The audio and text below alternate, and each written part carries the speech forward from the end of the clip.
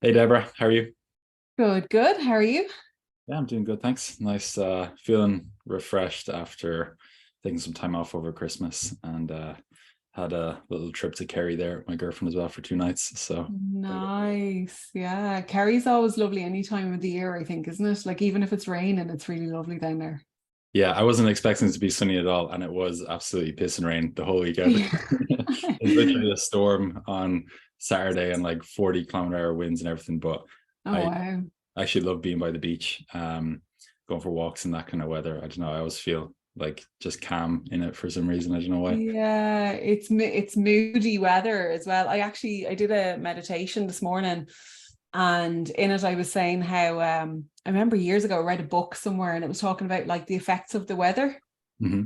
on us, and I can't remember which direction. I think it could be like a is it like a northern or a westerly when it blows from whichever angle it's coming from, basically has a tendency to like really affect the mood and make us really frustrated. And you can see when it's real whippy and wild out, like people's frustrations and their energy is a lot higher. Hmm. Yeah, definitely. I think a lot of it for me goes back to when I was younger. I spent a lot of time in Connemara. Like my parents said, we'd go up there like at least once or twice a year, and just a lot of good memories of walking on the beach in like November, and it's freezing cold and windy, but it's just good memories spending time with my parents and stuff. So Yeah, yeah. How was your Christmas and New Year's? I was ill. Oh no. I was quite sick for it. I had a bit of a stomach bug and then I had a bit of a flu. I was doing a parasite cleanse because I like the idea of doing like a parasite cleanse like maybe once a quarter or once every maybe 6 months or something. And it's only a new thing that I've been kind of looking at. But because I had the stomach bug, I was like, right, it's time to do a parasite cleanse like immediately after Christmas. And I'm pretty sure what's called the Herxmer reaction. Have you ever heard of this before? No, I haven't heard of it. So Herxmer reaction is basically it's when you're doing a part because we all have parasites, we have parasites and worms, like we all have them. Hmm. And years ago, if you actually talk to like a lot of the older generation, they would have done a lot of parasite cleanses like literally at the turn of the season. Like Um, fasting kind of thing, or yeah, well, it could be a number of different. They might have done worming, or they might have done fasting, or they could have, taken different kind of herbal remedies and stuff like that for it. But it's just they were so much more in touch with nature and with natural healing then than we are now. hmm. And it's something that's definitely I feel kind of gotten lost as we've gone along. But yeah, so I decided I was like, right, it's time for parasite cleanse. And I was like cinnamon and cloves and I had like all my teas were like all herbal, and then it was like turmeric in my rice, and then I was doing like apple cider vinegar before my meals, and I was taking like wormwood and black walnut. I was doing everything. And then, yeah, I think I just did too much too soon. So my body had like a parasite die off, which basically gives you like flu, cold symptoms, headaches, fever, chills, the whole lot. So that was my excitement over Christmas.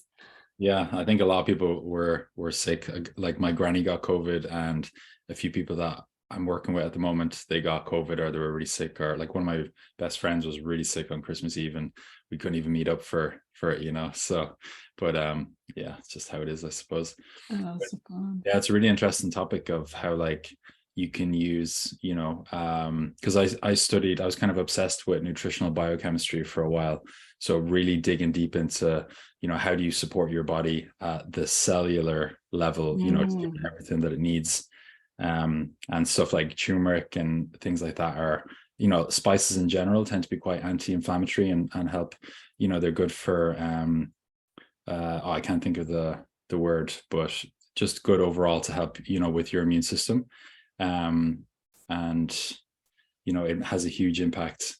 What you put into your body, how you're going to feel, and there's a lot of different things you can do for your immune system. But like I could literally rant about that for a long time. I wrote like a really short ebook for all my clients on like 9 steps to support your immune system. Um, Okay. yeah, so I just send that out to everybody instead of sending them a big long voice note on WhatsApp or I know, yeah, or having to you repeat it know. over and over again. That's where those little freebies come in handy, yeah. Yeah, Um, sure. yeah, it's like it's interesting because I would have when I was doing all the various different bits and pieces, like I love chai. So I was in India and I love chai. And basically I was making a chai every day. But I didn't think the spices that we use here tend to not have the same potency because one, they're mass produced, you know, two, they're probably been chemically treated, I would imagine, in some way, shape, or form. Three, they're grown really quickly so that the potency of the herb is actually not as strong in the plant or in the herbs as well. So I kind of was like, oh yeah, I'm sure it'll be fine. But no, I got my backside kicked. So yeah, the term I was trying to think of was an antioxidant. That's what a lot of spices are. They have antioxidant properties, you know. So, but how are you feeling now? Back to 100% or 80, or where would you say you're? Yeah, I'm kind of back. I feel like I'm back, but I haven't like come back into my body yet because I feel like my body was quite traumatized through the whole thing, to be honest with you.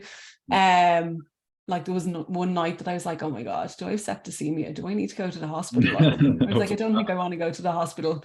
But so I feel like physically I'm back, but energetically I've just yet to kind of like come back in fully. Yeah, I think everything comes back in stages, you know, like a lot of the 9 things I mentioned that in the immune system ebook. The first one is just improving your sleep so that you can get your energy levels up. And then the big thing with training is to do more of what's called deload training. So you're essentially training at like 50% of intensity. So literally what feels like a 5 out of 10 difficulty level, and you basically cut everything in half. So if you normally did like a 40-minute workout, now you do a 20-minute workout, and it actually helps support your body to, you know, recover faster, gets your energy up for a little bit. I think most importantly though, when you're sick, it helps improve your mental health score for even if it's a few hours, it helps bringing it up and bring your stress levels down. So you can actually support your recovery by doing a little bit of exercise or workout, but it's really important you're staying at that 5 out of 10, you know. Because if you did a 10 out of 10, you're just giving your body more fatigue that it has to deal with, and then it takes longer to recover, you know. So that's a big part of recovering, and, you know, just giving yourself the time you need as well to, you know, get back to 100% is important. You know, I love that because so I've been doing since September, October, I've been doing strength training. Nice. Something I never thought I was like, see me at gym, like lifting weights, that like I never thought, but I absolutely love it. Like give me that over cardio any day. But it's interesting because coming up to Christmas, the place that I was doing this in, they changed their routine from a lot of strength to more cardio. And like, unless there's a bear chasing me, I'm not a lover of cardio, you know. For most people, Yeah, and I found it was interesting because there was a couple of things going on. One was I wasn't looking forward to going in anymore, and I was disappointed that I was no longer looking forward to going in, and I had no control over changing my routine because it's like a group thing that we do. And that made me want to like bow out. So psychologically, I had started to weaken, which was interesting. And then the next part, that my body was already starting to feel, I actually found the high intensity workouts was affecting my period. I had 2 very distorted periods when I was doing these. So I actually had decided already to cut back on the amount that I was doing because I knew they were affecting my periods. So it's mad to see now on reflection, there was so many things going on. Like I was trying to honor myself and push myself at the same time, but because I didn't have full control over it, I couldn't do it at my speed. And it's literally like everything went, you know. But I actually would have loved to have been able to take my foot off the 50% and keep going rather than take it off completely. Because now I haven't gone back yet, and it's probably 2-3 weeks, and I'm like, oh my God, dread, you know. But that's quite interesting with the, you know, if you're doing your own schedule, to be able to take your foot off at your own pace, not have to keep up with everybody else. Yeah, for sure. That's really important, and such an important point about, you know, if you notice any difference in your cycle, you know, your cycle is literally the main thing when it comes to showing how healthy you are, you know. And you see it so often in female athletes that they actually lose their cycle either completely or they lose it for the length of time that they're doing a really intense amount of training, whether, you know, like you could use a female Olympic athlete, for example. You know, a lot of women will lose their cycle for the whole 4-year training period up to the Olympics. Wow. And it's only when they reduce, not all, but when they reduce some of that fatigue and the stress and the huge, you know, psychological impact that it's having on them, that both the coaches are placing on them and they're placing on themselves, that their cycle comes back. And then a lot of their blood markers will be more normal, and then they'll start getting a regular cycle or period again. You know, so it's, you know, I think if you care about female health, whether you're a coach or just if you're female yourself, you know, you really have to respect your cycle. That's like the number one thing that's going to tell you whether, you know, you're healthy or not.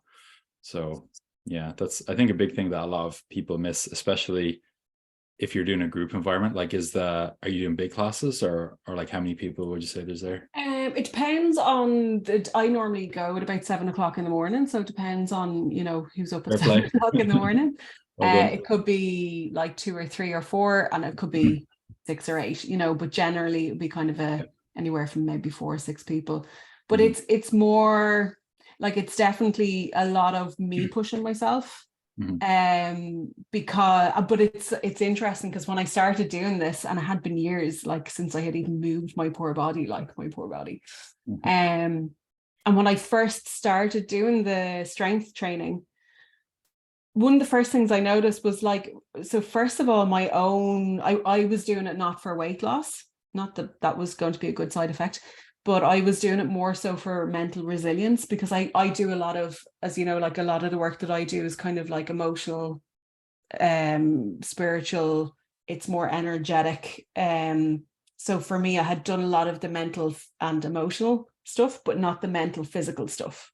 Yeah, for sure. And there is a difference between the mental emotional stuff and the mental physical stuff. So for me, I wanted the resilience and the push through, you know. But I definitely noticed, it was maybe about my 2nd month in, and I was like doing I never know the names of them, you know, the way where it goes across your hips, like the big bar, huge, massive. The hip thrust for your hip thrust, that's it, yeah. Yeah. And I was doing that, and I was like, why is this so much more difficult? And I was being I'm a Virgo sun. I was being so hard on myself. I was getting really annoyed with myself. And of course, mentally, the more annoyed and the more frustrated, the weaker then you get. Like, your body literally reacts immediately to it. And then I realized it was to do with my period. So it's like the week before my period, my energy levels just literally drop, and I can't lift as much as I normally could. So it's a great physical way to get up close and personal with your cycle as a woman, you know. Yeah, it's really important. That's why I have like a menstrual cycle ebook for everyone that I work with, just to show how the specifics of each part or each phase, you know. And like, you could talk about this for hours, but the very quick synopsis of it is like, you've got your follicular phase, luteal phase, and each phase is actually broken into early and late. And generally, you will have a lot more strength in the first half of your cycle. Cognitively, you'll feel better. You'll have more focus. You'll feel more motivated. You'll just feel better overall. And generally, in the middle of your cycle is when you'll feel like you're a queen. You're literally like number one. You're on top of the world. And then as you get towards the end of your cycle, because estrogen and progesterone and testosterone drops off, it goes the opposite way completely. How strong you are will drop a lot. Like, I've seen when I used to work with people like one-to-one in the gym in Dublin, I'd see like a 30 to 50% drop in strength. Like, if someone could do 5 push-ups before, you know, they'd literally be struggling to do 1. And it could only be like a week and a half after they've just done 5 push-ups and be like, what the hell, what is wrong with me? And I'd be like, there's nothing wrong with you. It's just, this is the part of your cycle that you're in. And, you know, you just need to be easier on yourself and be like, okay, this is temporary. It's like, the strength is going to come back. It's just because, you know, your hormones have dropped and you just need to take it easy this week, you know. So it's really important to, I think mentally it has more of a beneficial effect when it's like, you can take a deep breath and be like, oh, it's not me. It's just my cycle. Yeah. And you know, I think that's so important. And it's one of the things when because we connected over Instagram, and I'd seen you talking about kind of women's health side of things and the psychology side of it. For me, it was interesting to see a guy talking about it from that angle, because your initial reaction is like, well, what does he know? Like, do you know? What's he That's know? what I hear from everybody. Yeah, but you did know, and in fairness, like you could tell by the language, you could tell by the way you were speaking as well that you did know what you were talking about. But I definitely feel that it's something that has, as I myself have moved to a more intuitive life, or a life that's based more on my natural rhythms as much as I can possible. Yeah. I definitely feel that it's just so important. That's why I'm saying I wasn't going specifically for weight loss. Mine was much more to do with my mental kind of side of things. But I definitely feel like having a male coach who knows what he's talking about from the female side, it's really important. Like, it's, you know, if you're going to coach women, you really need to understand the cycle. You need to understand their limitations.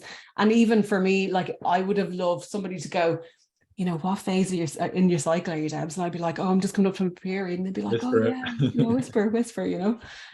Whereas they know now, they'll come in and be like, why aren't you picking up your weights? And I'd be like, it's that time of the month. And they're like, oh, okay. You know.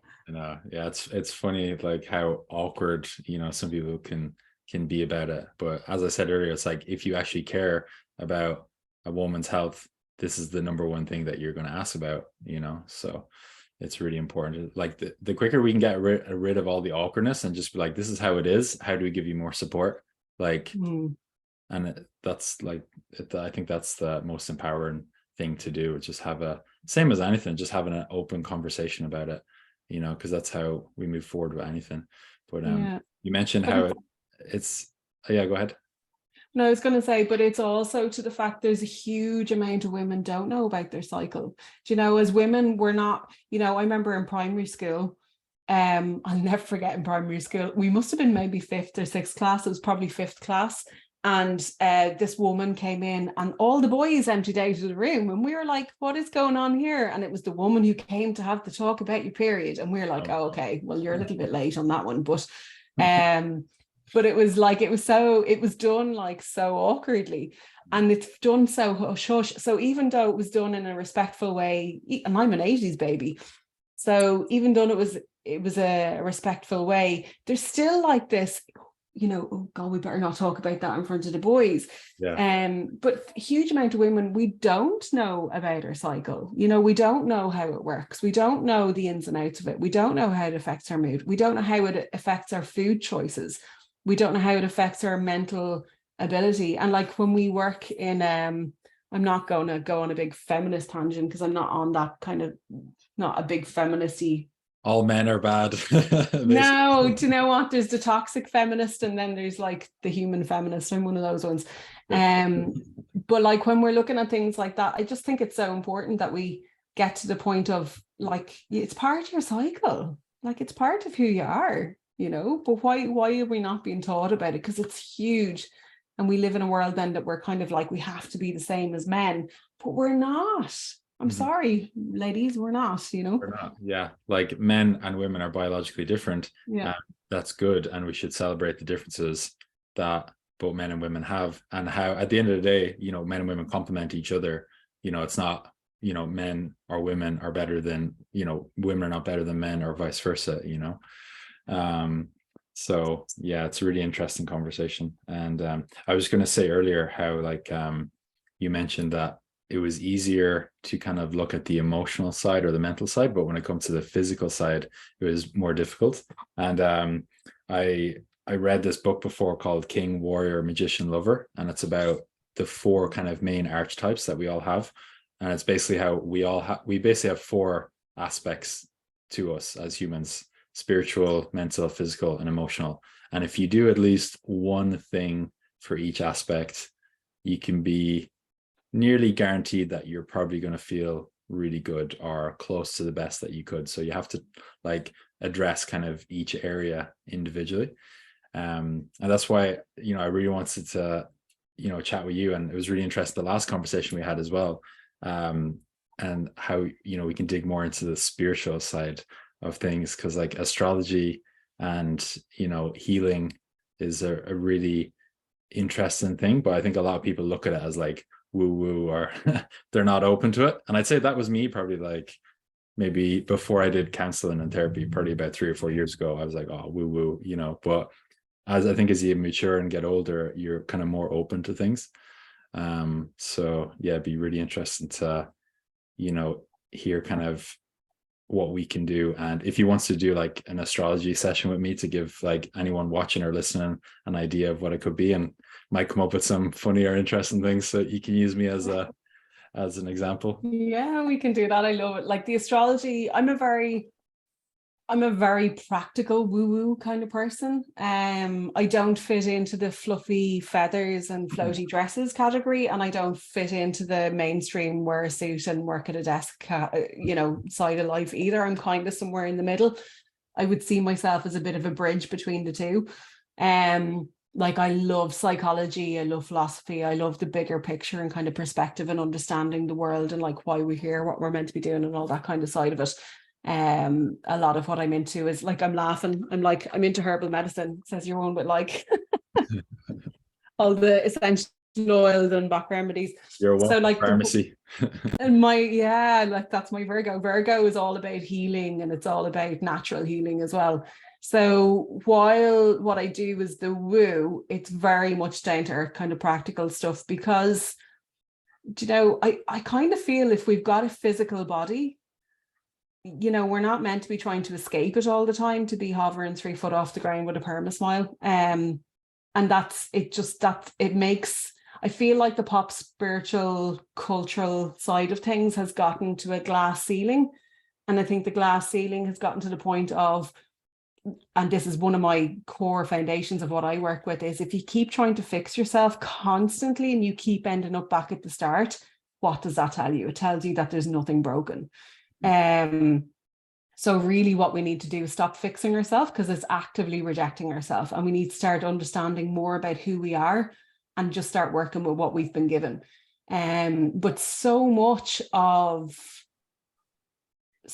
what we've been given, we just reject it. We're like, oh, I don't like that part of me, so I'm just going to cut that out and just get rid of it. And I want to be like Joe up the road, or I want to be like Mary 3 cubicles down, or whatever. And when I start looking at things astrologically, it's just not, like you're not Mary and you're not Joe, and it's really beautiful, because what astrology does, it's not the predictive, you're going to be a millionaire and have 20 babies astrology. You're going to tell me I'm going to win the lotto tomorrow or something? I can tell you, but it'll happen if you believe it. The astrology I do is much more based on looking at who you are, why you're here, what you're meant to be doing with your life, the direction that you came here to go, your strengths and talents and your weaknesses, your unique wounding that you came in here to experience as well. And it's incredibly powerful. It sounds like, well, why would I need to know all them if I know that myself already? But it's like, do you really know that, So what the astrology is, it's just great for being able to like hone in on things. It's amazing.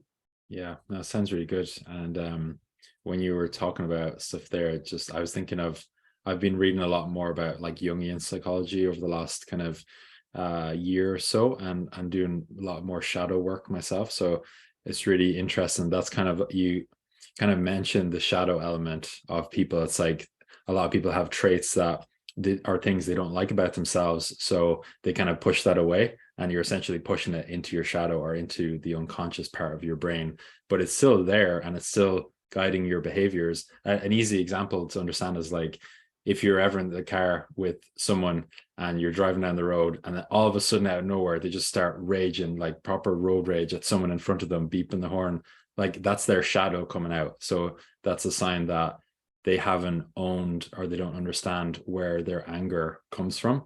So then they project it out onto some poor guy in his car in front who was probably doing something but wasn't paying attention, So that's kind of an easy thing to understand. But yeah, I think astrology is probably like a nice, easy way for a lot of people to maybe dig a bit deeper into either their shadow or their ego or their persona, or to understand more of what their authentic self is. So yeah, it's interesting. And it's very much a tool for, you know, what's so interesting about it when you start to look at it. When I look at an astrological chart, and your natal chart, your birth chart, your astrological chart, they're all the same thing. It's literally like a snapshot of the sky the moment that you were born. And what it's doing is it's showing how each of the planets in each of the astrological signs are in dialogue with each other. And it just gives us all these archetypal energies, like what we're talking about. But in a horoscope, in somebody's birth chart, I can see what their parents are like. I can see what their siblings are like, whether they got on with them, didn't get on with them, you know, what your dogs are like, what your relationship is like, what your work is like, your career, you know, it shows everything, and it's endless. Like you can keep looking and you'll keep finding. And it's so personal that if I read your chart to somebody else and went, they'd be like, no, that's not me. Mm-hmm. If I read your chart to you, you'd be like, oh my God, that's me, right? So why is that important? It's important that when we look at parts of the chart and we see that, like, you know, the mum and dad relationship, because if you're studying Jungian psychology, you know, a lot of the stuff goes back, a lot, if not all, unfortunately, goes back to mom and dad, you know. And that's what we're trying to like evolve more consciously so that we can break down, you know, do the work that our parents weren't able to do. Mm-hmm. But what's interesting is you start to see like certain relationships that you'd have with your parents. You came here to have those relationships, like one way or the other, you're going to have some element of that relationship. And so now people can start to see, oh, so it's not because I'm a bad person, and it's not because, you know, I'm a terrible human, and it's not because I'm destined to have bad luck, or it's not because of whatever. It's because it's in your chart, and in some way, shape or form, whatever your belief system is, you've come here to have that experience. Now you can choose to either stay victim of it and still and kind of stay in that feeling of like, oh, woe is me. Or you can choose to see like, what is the purpose behind this? You might have just triggered a load of people by saying that. That's how it is. And if I'm triggering you, then come talk to me, because then there's something in that. You know? You need to do a session. Yeah, absolutely. But the beauty of it is that when you start, and this is the thing, like I've been here, excuse me, myself as well. Like I was totally in life where things were happening to me. Everything was happening to me. And then eventually it got to the point in my life, and it took a big ass Hollywood style drama to pull the rug from underneath me. And then for me to kind of be like, okay, what is the purpose and point behind this? So when we keep having like repetitive experiences in that, there's actually like a little nudge of like, pay attention to me. What's the repetitive experience? What is it asking of us to pay attention to? And the louder the experience, the more the intense the experience, or the more frequent the experience, the more it's asking for you to pay attention to it. And that's where the astrology helps you to figure out like, what is it that's asking for my attention? So then you can start to see, okay, well, instead of it happening to you, you can flip it on its head and take back control, and now use that information as something that you can own and as something that you can use. And that's the beauty of astrology for me when I'm working with people anyway. Nice. Sounds good. Yeah, it's the same like when I'm working with people. It's like if somebody has pain in their knee, I'm like, that's a sign from your body that you probably need to either stop doing what you're doing right now, you need to change something, or we need to figure out like what exercises work well for you, what rehab work do you need to do, what stretching do you need to do. Maybe you need to do more like ice baths, maybe more warm stuff. Like there's like it's a sign that you need to change something or do something different. So yeah, that's really interesting. Have you ever done any work with body talk? No, what's up? Oh, this is something that you should definitely take a look into. You might like, if you like the Jungian stuff and you like the kind of flip side of how things are. So there's a book by Deb Shapiro called Body Talk. Okay. There's also another book called Metaphysical Anatomy, and it's a tome. It's absolutely huge. It's massive, and it's an amazing book, and it's expensive, but it's worth it. And it's basically like the metaphysical causes and reasons behind illnesses. Now, this is where people might just jump off and be like, okay, well done, Debs. But it's really so interesting. So for argument's sake, in traditional Chinese medicine, They have what's called a body clock. Mm-hmm. And the body clock relates to different times that relate to different organs, and the different organs relate to different emotions, right? Is that based off your circadian rhythm, or? I'm not sure what way they do it. I normally have a copy of it right beside me and I could show it to you, but it's if you literally look up TCM body clock, you'll be able to see it. So when a client comes to me, one of the first things I ask them is like, are you sleeping well?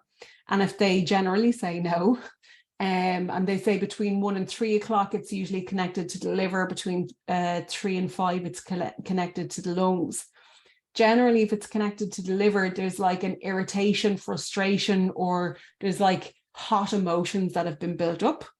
If it's connected to the lungs, it's usually to do with grief and sadness, or like emotional loss of some sort. And I have yet to use this method and it not work. Like 9 times out of 10, it's right. So that's one way that you can listen to your body. But another way, with the Deb Shapiro book, The Body Talk and the Metaphysical Anatomy, it's fascinating because it's actually telling you how your body is speaking to you. So if you have an issue going on with your hips, generally it's to do with something. So if you've like pelvic issues or like stiff hips or whatever, it can be to do with like not moving forward or the inability to move forward in your life, because that's what your hips are doing, right? Lower back issues are generally to do with like money problems. If your eyesight or your ears, what are you not listening to, or what do you not want to hear, what do you not want to see? Or the throat tends to be about, people who get a lot of laryngitis and sore throats, like that are frequent, not just necessarily one-off. It's a lot to do with like not speaking your voice, not speaking your truth, or there's something that you're not able to say. The body physically talks to us, which is just so interesting.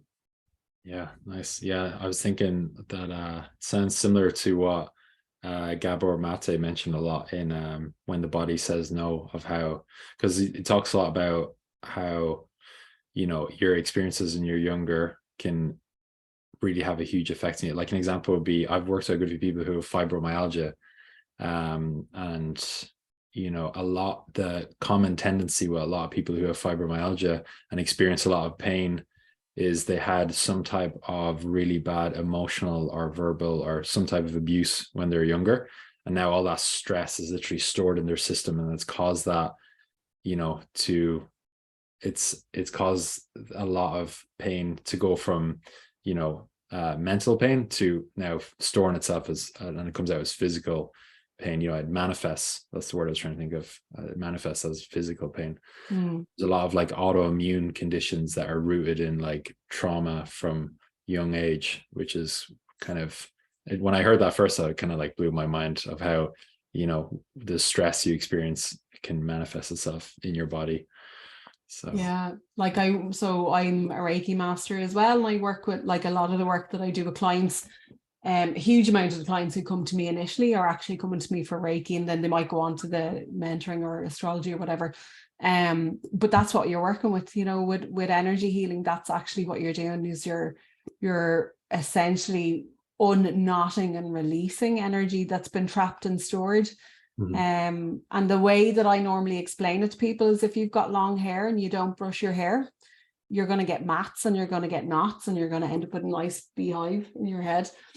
And it's the same thing with our emotions. We're not shown how to process or how to deal with challenges or life or emotions. And we go, oh yeah, I'll do it when I go home, I'll do it. And then you go home and then you have to do the food and the kids, and then you go to bed, and then the next day comes and you've forgotten about it, and you don't want to go back there. Yeah. And it gets stored, and literally it's the body talking to you. It's like that child that's pulling on the leg. If you don't answer the child and you look away, that child is going to get louder and louder, and it's going to start throwing a tantrum. And it's the same thing. Your body is throwing a tantrum by the time it's processed the emotions, really. Yeah, like one of the guys that I did a lot of body work with, John Shevlin is his name. He's amazing, but he's told me, and I've heard this from other physiotherapists and neuromuscular therapists and stuff, that you could have some people who would have such a release that they literally start crying and like have a huge emotional release from wherever they've stored that tension. So it's probably, I'm not sure, because I've never done Reiki. I know it's something that I would like to do, and a lot of people I've worked with have done it. But in Reiki, do you have as much of a hands-on as, let's say, someone doing like a deep tissue massage, or how does the energy healing actually work? Like what does it kind of look like on practical level?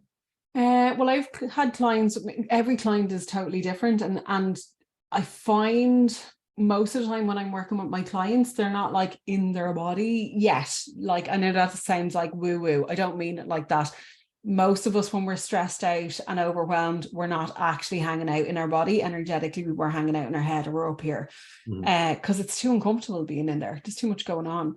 Yeah. So when I'm first working with clients, I can feel very clearly that they're not there. Like their energy feels very empty and very void, because you kind of have to kind of get them back grounded again. But when you start to really shift and work with the energy, yeah, I'd have clients who could be bawling, crying, or they might be like ticking and releasing, their body might be shaking. That's not every Reiki session. So it's not like, oh my God. Reiki is really subtle, but it's very potent. And it'll only go as deep as the client is ready to go. I can't do something with a client that they're not yet ready to do. Really all I'm doing is facilitating the release of the energy. But if they're not relaxed enough, if they're too guarded, if they haven't yet come back into their own, and like I'm a massive advocator of people like owning their own journey and owning their own experience and being in control of it. So I'll only work with a client at their pace and at their level. But when a client is really surrendered and let go, yeah, it's amazing, the transformation so quickly. Kids are an amazing example of it. Really? Yeah. Kids just don't question. Adults just go, whereas kids are like, do the thing. And because there's no resistance, their healing is so quick. I could have kids with me only for very few sessions, and they'd be sorted, and then they'll come back and go, oh, can we do this now? Nice. Great. Yeah. And have you worked with a lot of kids in the past, or people under 18, or like who would the demographic be for younger? Not tons. Most of the people that I'm working with are probably maybe 35 to 45. Right. Because that's the point in life where we're just fed up battling and doing all the things, and we're like, okay, I'm ready to do the work now. The kids that are coming to me, generally, they could be with me, like a lot of it would be, say, insomnia. They're not sleeping very well, and usually that's because they're worried or because they're stressed out about something. They could be picking up the energy of the family, and they're internalizing it, and they don't the vocab, the language to be able to communicate it. Which is why Reiki is amazing for kids, because they can't articulate what's going on, so it tends to come out in the body. So insomnia, digestive issues, headaches and migraines, focus and attention usually can be a lot to do with stress as well, can be to do with stress that's going on with siblings and stuff in the family as well. What else? Anger. General aches and pains, like physical aches and pains as well, they might come in with. Again, that's just holding on in the body. So yeah, different things, but they could be any age. Like I've worked on kids as young as 7 or 8 up to 18, 16, 14, 12. Yeah, really interesting, because I know when I was younger, now I know I can put a label on it, and like now I'm very in tune with my body. I'm like, oh, I feel anxious right now, I feel stressed, I feel sad, I feel happy. But when I was younger, looking back, I know like my anxiety was like through the roof a lot of the time, and felt depressed a lot of the time, and like even going back to being 7 years old or 8 years old. But at the time I didn't know it was anxiety that I was feeling. I didn't want to walk through a crowd of teenagers who were in my school. I was just like, oh, I'm scared, or I'm useless, or whatever. And then that in itself causes a lot of like resentment or anger, and then it's like you don't even have a positive way to deal with it, because you're 7 or 8, so it's like that just stores up, and then ends up coming out when you're older. For me, it was like when I was 22 or 23, but still at the time, because I was unconscious, all of those experiences had just built up, and it was just like, oh, I'm just angry a lot of the time, you know, or I have a chip on my shoulder. And it's only when you go through therapy and you work on yourself, you know, you realize like, oh, I was a child and I didn't know that's what there's was no happening. language for it. So And it's like, I find as well, it's hard because there's a couple of things going on. Like if a kid is struggling, the first thing the parents are going to do is blame themselves or blame somebody else, right? Depending on the parents. what's wrong with you? Get over it. And like, it's, you know, really, we're at a point, I think, in human history where our generation and kind of the last couple of generations are the ones that are really doing the conscious work. We're really, really coming into a point of where we can look at ourselves objectively and do the work. Our parents didn't have those tools. So while if you look at like Freudian or Jungian psychology, and it's all goes back to the parents, and, you know, that's like the pop way of looking at that, is it's all the parents' fault. But actually, that's not how we need to look at it. We need to look at it and go, the parents didn't have the tools. They didn't have the freedom of speech. They didn't have the freedom of thought that we're allowed today. You know, it's not that long ago people were burnt at the stake for having conversations like what we're having. So in fairness to the parents, they didn't have the tools. So like I was bullied really badly in school. Well, what I considered really badly anyway, I suppose, maybe not compared to other people. But like that, I didn't know, like my dad was a hypnotherapist later in life, but even I didn't have the words to be able to say, like, you know, I'm feeling sad, I'm feeling lonely, I'm feeling like, you know, picked on. Or so I think when we do the conscious work ourselves, it actually translates to the kids, and the kids get it so much quicker. You'll see it in kids nowadays as well. Yeah, for sure. I think the next generation is going to be so much better off, because like a big term that I got from Gabor Mate was like generational trauma, of how, you know, our parents were traumatized from what their parents went through, and they were traumatized from what their parents went through. And, you know, a lot of like little behaviors and mannerisms and things get passed from grandparents to parents to their kids. So it's like the more conscious you become of it, or the more therapy you do, or the more open you are to just asking yourself like, oh, why did I say that thing? Why did I behave that way? Why do I feel how I do now? You know, when you ask yourself those questions, it's very powerful. And then, you know, the next generation of kids would be not as messed up as us. Hopefully. I know. Can you imagine in the future what it'll eventually be like? We'll have like finally done the work, you know. I'm reading a book at the moment called Astrology of Fate. And it's quite interesting because it's actually talking about like literally that, like the like, is it free will? Is it fate? You know, and if you can see your astrology, is it free will? Is it fate? And then looking at generational trauma, because you can see that in a birth chart as well in astrology.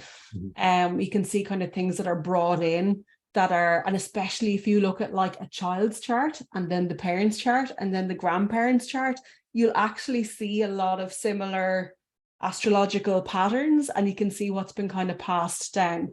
Now, that's not necessarily something that I work with, but it's very fascinating to look at. But like that, like we're getting to clear so much of the collective trauma that has gone on for years, you know. It's an amazing period of time that we're actually in, and it's a privilege to get to do it. It doesn't feel like that when you're going through, you know, you're being dragged through it backwards, kicking and screaming. But if you can learn to own it, it's all about owning it. If you can learn to own it and turn what was your challenge into an opportunity, oh my God, what, like, the opportunities that you can have are just huge, you know? Yeah, for sure. It's very empowering when you take the power back and don't let it, you know, have it let, like something like grief or anger or whatever the emotion is. If you give that all the power, then you feel terrible. But if you take it back and own it, then like it feels great. So yeah. Do you want to do I don't know what you call it, a reading for me, or some I'll go through some astrology for me? You can take a look. I think I might have your chart from before. Let me have a look. Because we only did like a little bit of it, right? So we did, yeah. And if you want to, I can give you host permission where you can, if you want to share. Yeah, yeah. I'll have a look for it here and then. Okay, cool. So yeah, I have you there. 19th of May, isn't it? Yeah, that's it. Okay, so I'm going to make you a host, and then you should be able to share your screen.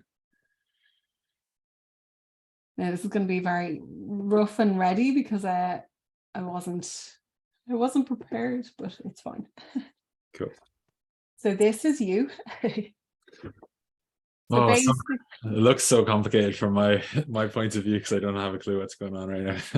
so this is basically you. Are you complicated? We're all complicated, don't worry. Yeah, in some ways. So it's really cool. So the moment that you were born, this is what was going on in the sky, right? So actually what we're looking at is this line across the center is like the horizon. Okay, so you've got the top of the chart and the bottom of the chart. If you can kind of, for those who are watching my cursor on the screen, you'll know what I'm talking about. And then what you'll actually see is that all these ones on the outside, these are all the zodiac signs. So what people know as like, oh, I'm a Virgo or I'm a Pisces or Taurus or whatever, that we're actually every single sign, but it's just that the sun sign is in a particular sign, and that's the one that we say I'm Virgo or Taurus or whatever. We're also all of the planets. So you're not just your sun sign, you're actually a Mercury and Venus and Mars and Neptune and Uranus and the whole lot. When we look at a chart, there are these little pizza slices. And these little pizza slices are, for all intents and purposes, like little, like they're like the areas of our life, the different areas of our life. So some people will say to me, oh, but Deborah, I've got no planets in this one or in this one or in this one. Does that mean there's nothing going on there? Absolutely not, because you've still got one of the zodiac signs on it.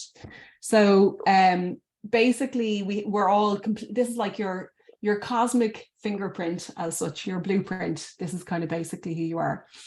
So to not go completely over people's heads, all these little gifts here, all the planets. So your sun is in Taurus, which means you're a Taurus. Mm-hmm. You're born during the daytime. The sun is in the top part of the sky. So it means that you probably relate quite strongly to your Taurus. For people who are born at nighttime, they might say, oh, I'm a Taurus, but I don't feel like a Taurus. And it's probably because they've been born at nighttime. So they'll resonate more with their moon sign. So your moon is in the sign of Virgo. So we would have said the last time when we were chatting, I'm a Virgo sun, so I totally get the Virgo stuff. Virgo is most known for being like a bit of a perfectionist, but it's not always like OCD perfectionist. It's quite often a perfectionism of the self. Or at least they can see in other people how to perfect things, and they may not necessarily do it for themselves. So it can be a perfectionist in lots of different ways. Yeah. Virgos are really analytical. They are like, Virgos are the ones that take the information in, they pull it apart, they see like, oh, I can make that better. It's always you can make it better. And then put it back together in a way that's really efficient and effective and really practical and of service to other people. So the big thing with Virgo is they want to be of service, like they have to be of service. It's like why they came here. Yeah. Does that resonate? Well, it makes sense because like holistic health coaching is literally my business. And yeah, it's like I want to have as big of a positive impact on as many people as possible before I die, which hopefully won't be for a long time. But I completely get the the analytical side as well, because anything that I've ever done, going back as young as I can remember, I've always been like obsessive with things. So when I played rugby, I was obsessive with like rugby games and knowing every single player and knowing all their names and everything. It's the same with playing golf when I was a teenager, or going to the gym, or learning about nutrition or psychology, or literally everything I've ever done. It's like become obsessive for me. So I have to now, a challenge for me is like, okay, how do I just do this thing a little bit and enjoy it and not become obsessive and burnt out, So yeah, that kind of made me laugh when you said that.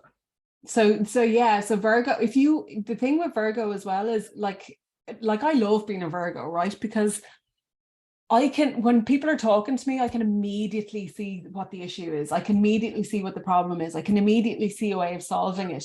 Now, this is a superpower that we have, but it's also really frustrating for people because not everybody wants to know the answer. Some people just want to wallow in their own self-pity, and that is absolutely fine. They should go do that. I actually encourage people to do that for a period of time and then come out of it. But with Virgos, we're like, but that thing I just want to say to make it better, because we know how to help the other person, and we literally have to, like, part of being a Virgo is learning to be asked sometimes and not always do the doing, you know. But Virgo's also ruled by Mercury. Mercury is the planet of communication. Mercury is very much because, like, Virgo's nervous system would be like, you know, highly anxious.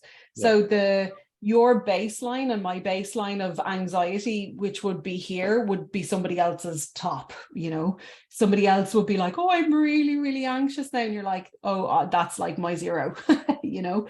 So we have quite a high threshold.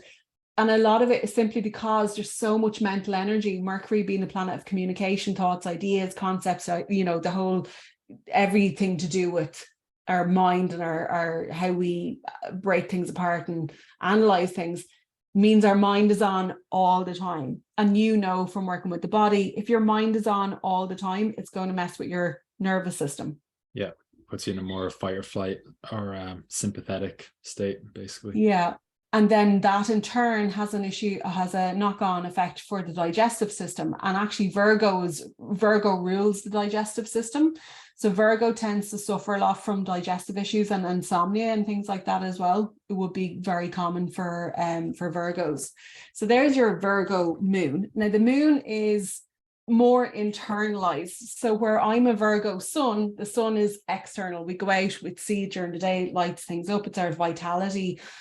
Your moon would be more internal. So where somebody might meet me and see, oh, Deborah might be a Virgo, they won't see my moon. So with you, they'll see, oh, you're a Taurus. When they get to know you a little bit, they'll go, oh, you're a Taurus, but they won't necessarily always see your moon.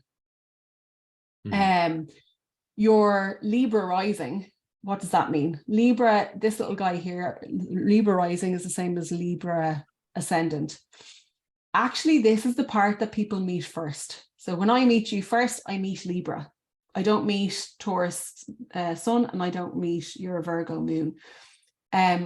So when you're meeting people and you're trying to guess, oh, that such and such a person is that sign or that sign, it might be because they've got the same ascendant as their sun, because it would be unusual for you to be able to pick it out. So your rising sign is actually how we begin things. And it's also very much how people see us and how we see people. So it tends to be the lens through which you look at the world. So because you're Libra ascendant, Libra are all about balance. It's like, oh, making decisions. I would imagine making decisions can be a little bit tricky for you sometimes, because it's like trying to keep everybody happy and everything in balance and making sure everybody's heard and making sure that, you know, if this person had all the say, you'd be like, oh yeah, but we'll have to like look at this to balance things up, you know. Mm-hmm. And making decisions in general can be a bit like, Libras can be really indecisive because they're trying to do what feels. There'd be almost like a feeling of something being complete or a feeling of something being right as well. Does that resonate? Yeah, well, generally before making any decision, I'd put a lot of thought in it. And like an example would be when I was living in Barcelona before I moved to Palermo, I like looked through 45, like literally all the available apartments in all of Palermo, the whole city, and like analyze like how much is what, how much space am I getting, you know, where's the Wi-Fi good, what are the reviews like, and like spent a good few weeks figuring out what was going to be the best decision to make before I actually went for it. So yeah. And like for Libra ascendant, it's like, how can somebody just make this quick decision and then just do it? It's like, oh my God, no, that doesn't make any sense. And so for other people who don't get and comprehend that Libra scales needing to keep the balance, they might find that really frustrating, you know. And this is why I love astrology, because if everybody knew their astrology, they would have so much more compassion for each other, knowing that this is actually a trait that they were born with. So the beauty about this is we have your ascendant is here, okay, and then the opposite sign from that is Aries, right? And the opposite sign tends to be a sign that we may or may not like early on in our life. We tend to be like the opposite sign, tends to be like it annoys us a little bit and frustrates us, and we just don't really get it. It's literally like opposites attract, because what's interesting with that opposition is that seventh, so Libra's on the first house, Aries on the opposite on the seventh house. The seventh house is actually your relationships. And it's your one-to-one relationships, your business relationships, and your marriage or your close relationships. So what's interesting is we tend to attract our opposite. They say opposites attract, and we like literally attract our opposite. Why? Because the things that you don't like in somebody else is usually something that you're not owning in yourself. And the reason we attract somebody who's so opposite to us that really frustrates us is because it has to annoy us first, be able to get up close and personal with it. And when we begin to own that part of ourselves, we no longer need to attract people into our life to reflect that part of us that we need to own. Does that make sense? Yeah, I was actually thinking about this a lot the other day, of how like, if like with my girlfriend, we're not completely opposite, but she has a lot of qualities that are opposite to me. So I was thinking like, I wouldn't be able to be whole or my authentic self if she didn't have that, because that quality that she has challenges me, and it makes me think about, oh, maybe I need to do a bit more work on this, so Yeah. I get it. And so the relationships so a Libra ascendant wants peace, harmony, balance. They want to take everybody into consideration. They want aesthetic beauty. They want time. It's very cerebral. It's an air sign. It needs like social interaction. It needs to be around other people. It's very cognitive, all those kind of things. But then the opposite side of that, as I say, which is a sign we early on tend to not like or be challenged by, Aries is me, I go first. To Libra, that's kryptonite. That's like, what? Don't be so selfish. Like, you need to let me, need to let other people go first, or you need to, like, Aries are the children that like run into the room. Everybody's watching TV and Aries runs in and changes the channel, and everybody's like, what is going on? So Aries, because they're the baby of the zodiac, they're the first sign that came in. They've not yet learned that other people exist in separate to them. So they tend to act with a me first, and Libra tends to be you first. So when we have this opposition, actually what we're doing is we're drawing people into our life who probably could be quite selfish. Why? Because they're showing us as Libra ascendant that you need to be more selfish. You need to put yourself first. You need to do you more than thinking about others all the time. Because when you do you and you heal you, then you are better equipped to be able to help and heal others. So that's why we tend to draw in like selfish people at the start, and then it's like, oh, it's not that they're being selfish, they're putting themselves first. Maybe I should give that a go, and then Libra ascendant starts to put themselves first, not in a selfish way, but in a, oh, I can actually take my opinion on board rather than always considering other people, so that you're not then attracting in people who take advantage of that because you're now standing in your power. Does that make sense? Yeah, absolutely. Yeah, because like that's one of the most common struggles that most of the women that I work with, they work full time, they have kids and they're married and they have their house, and usually they're literally last on the priority list, and then their health, mental and physical and emotional health suffers because they put everyone else in front of them. So and we have to, I'm like, being selfish a little bit is actually a good thing, because then at least if you're healthy and happy, then your kids see that, your partner sees that, and most importantly, you feel good, so yeah, makes sense. And what's lovely is because you've had to learn that yourself, it now becomes how you become the teacher in some way, shape or form. And if we look at the seventh house being relationships, one-to-one relationships, and also business partnerships, every client that you work with is almost like its own individual business partnership. So actually what you're doing is you're showing them that access nearly, Yeah. And what's interesting as well, so the 10th house is your career and your kind of public reputation, how the world sees you, how the world views you and your career. And your MC, or your 10th house, is in the sign of Cancer. Cancer is all about nurturing, caring, mothering, nurturing, nursing, smothering, as well as mothering, it's a very caring, watery sign, and you actually have a lot of planets in water as well. So I would imagine that the people who work with you and who are around you or who see the work that you're doing would actually see and I would say, having had, the interaction that I have, I'm like, oh, I can totally see that now. That you can see that you're a nurturer, you can see that you're a carer, you probably mother your clients in a way, I would imagine, or that or because Cancer is the sign of the mother, you'll find that you have a lot of mothers, which is interesting as well. So you're working with mothers or with nurses or with people who are carers in some way, shape or form is probably what you'd be known for as well. Yeah, a lot of people I work with are like, they are mothers or SNAs or therapists, counselors, or I've worked with a lot of nurses as well. Yeah. So there's all the sign of that's all the sign of Cancer as well. Yeah, the way I think of it is like, I know how it feels to feel awful and feel depressed and miserable and unconfident and anxious, and so I'm like, oh, I don't want anyone else to feel like that.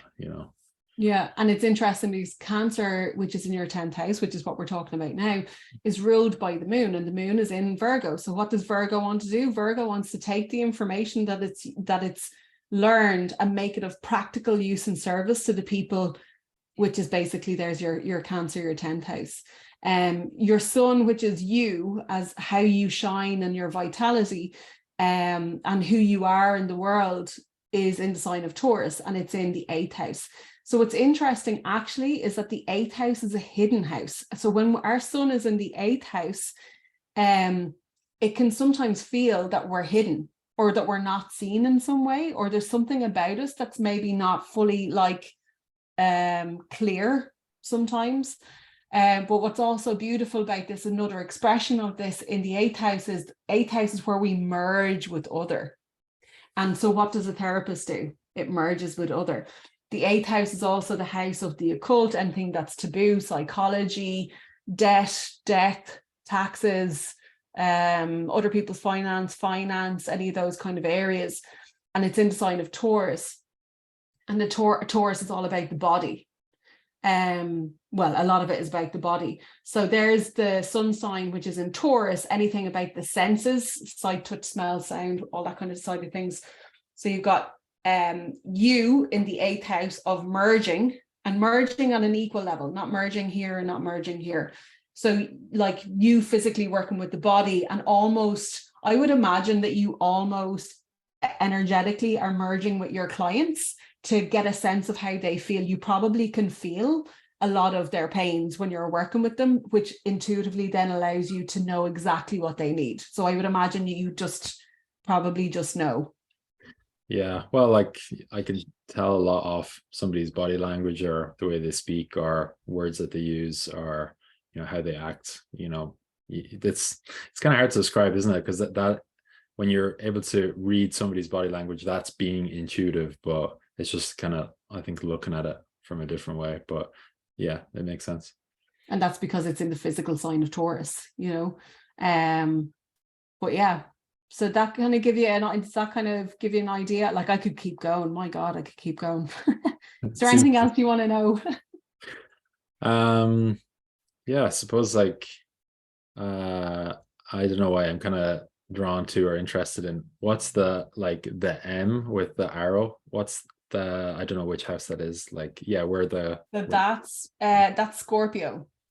Right. Scorpio gets a bad rap, but I'm a Scorpio ascendant, so I have Scorpio here in my chart. So I like it. I'm lucky I have the softening of Virgo with it. Scorpio is life, death, rebirth, transformation. It's the sign that Scorpio is the sign that they say Scorpio will go where angels dare not tread. So Scorpio are the ones who are talking about sex and any of the weird, random, wonderful topics that most people don't want to talk about at a dinner table. You'll find a Scorpio talking about that just for breakfast. It's like, yeah, whatever. They can talk about death or any of the kind of darker, mysterious, hidden parts of and the aspects of life. Scorpio are quite well versed with. Yeah.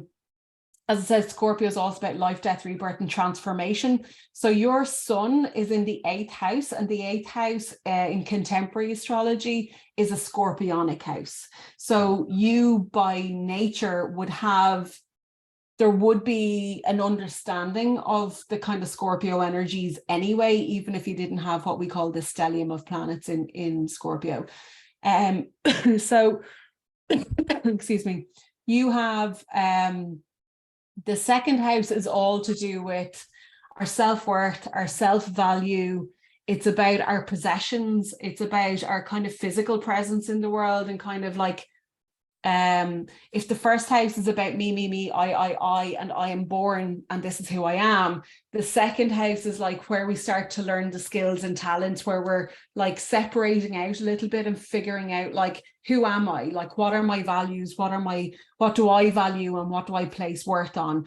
Plus, what is my self-worth and my self-value as well? So you have the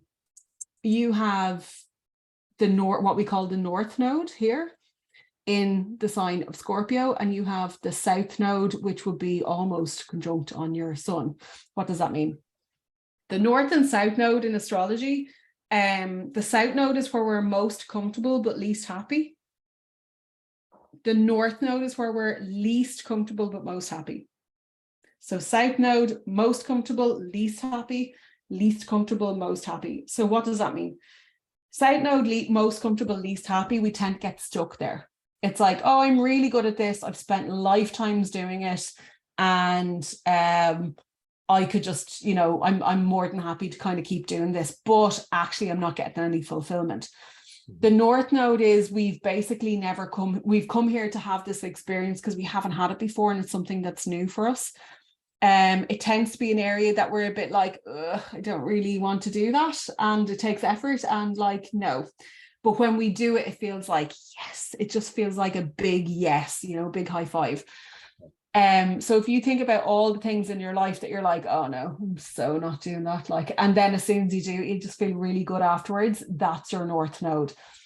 Your North Node is essentially your life mission. It's what you've come into this life to do.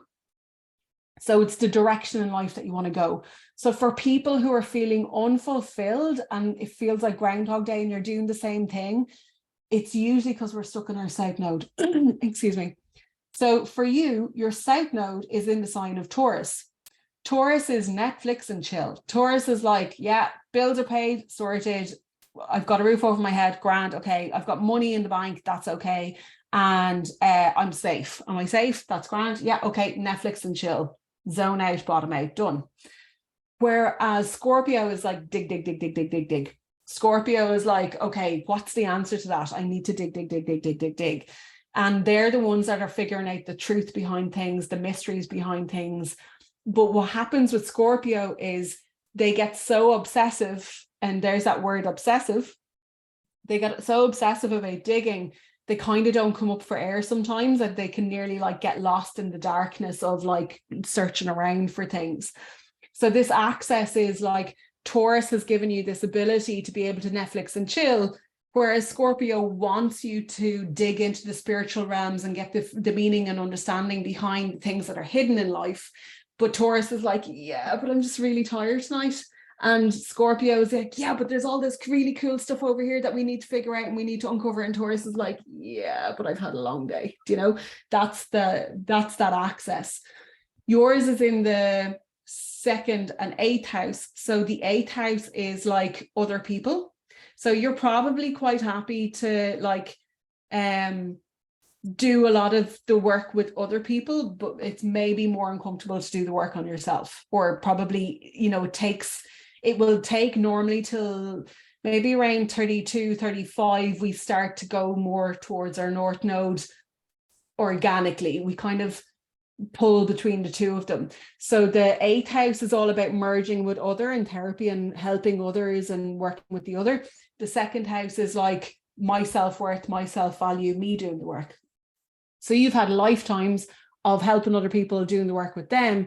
This lifetime is asking, and you could probably do it with your eyes closed, but at some point what tends to happen is there's a lack of fulfillment that will come with that as a as a signpost to say you're getting stuck.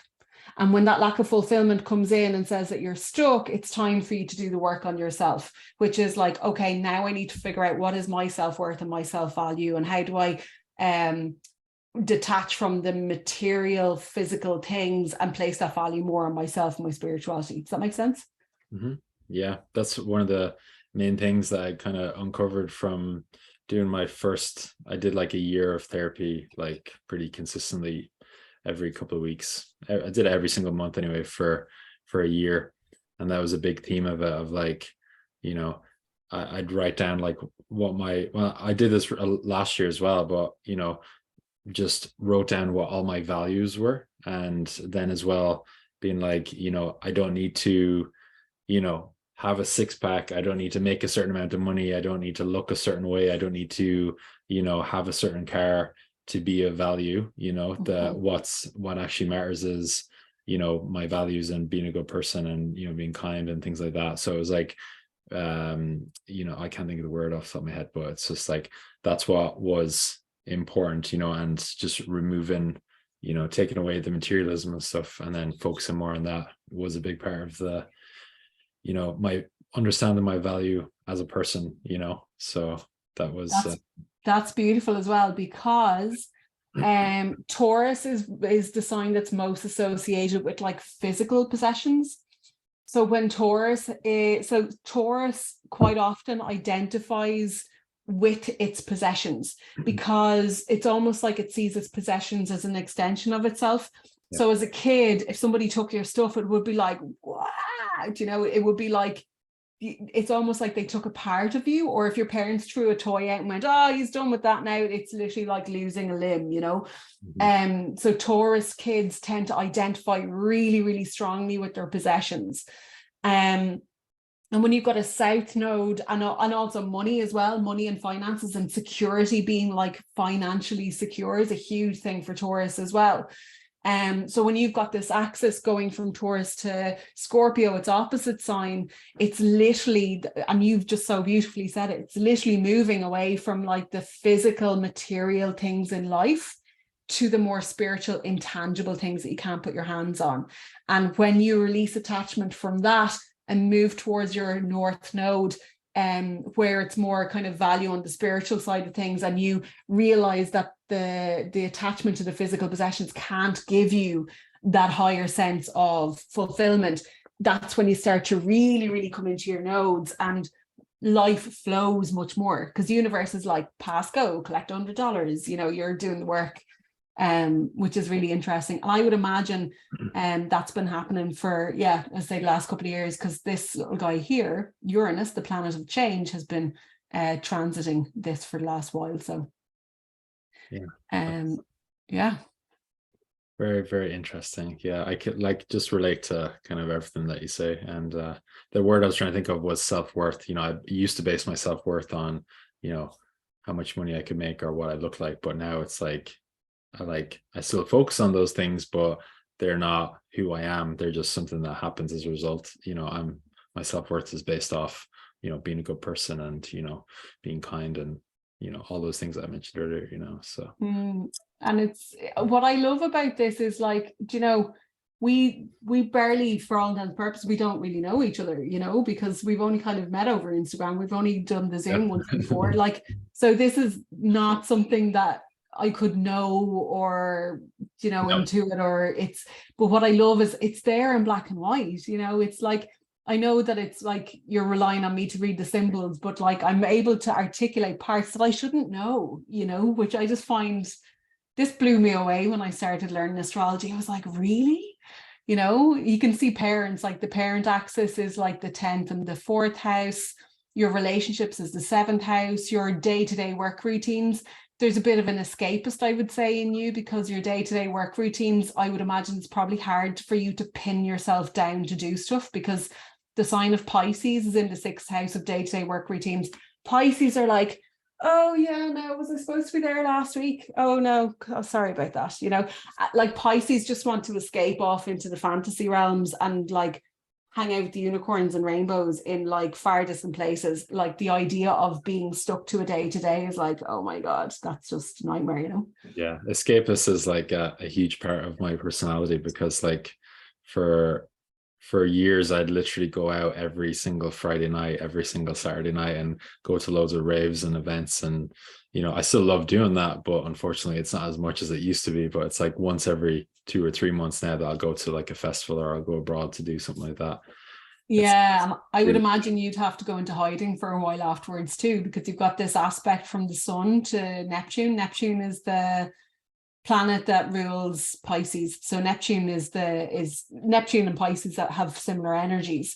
And you have this aspect going to your sun. So I would imagine that you're like, oh yeah, we'll go merge with loads of people and like be one with all these people. And then it's like, okay, I need to hide out for about a month and just like recharge the batteries as well.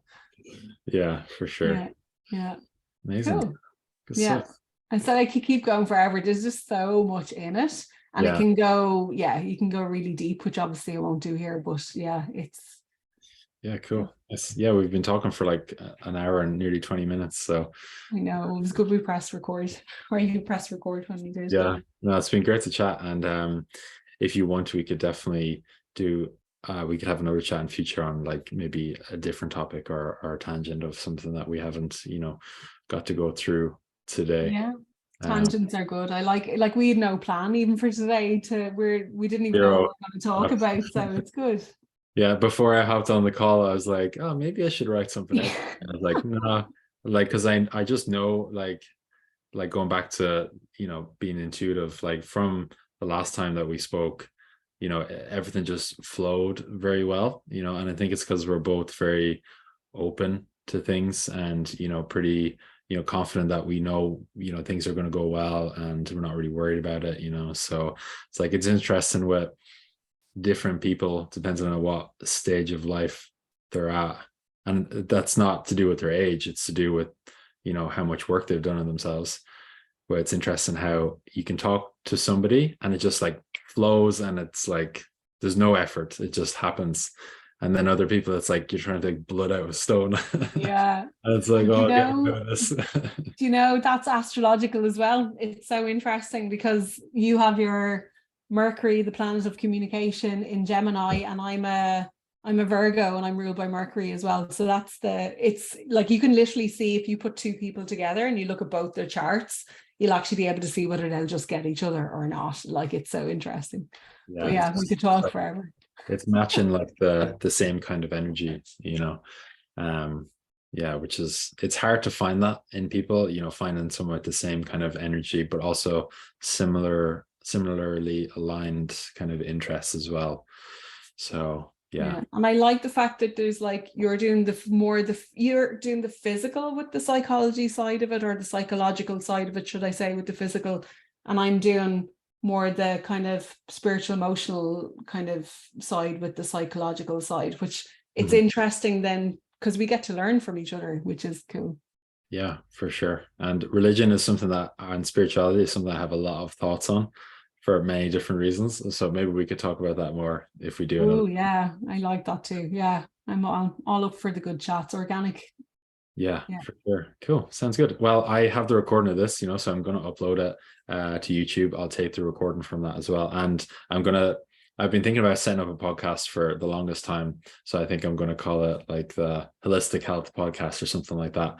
So this would be episode number 2, because I recorded one with a friend of mine, Danny, a few months ago.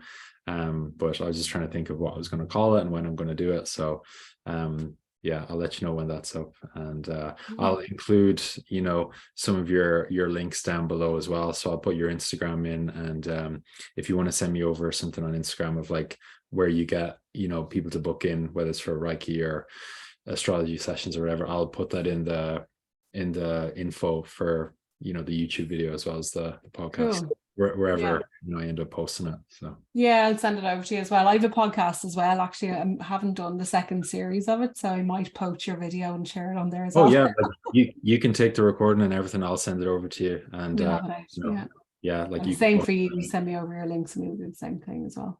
Cool. Yeah, sweet, nice. Well, I hope you have a great day, and we'll chat again soon. Cool. Talk to you later. Thanks. See you. Bye. Bye.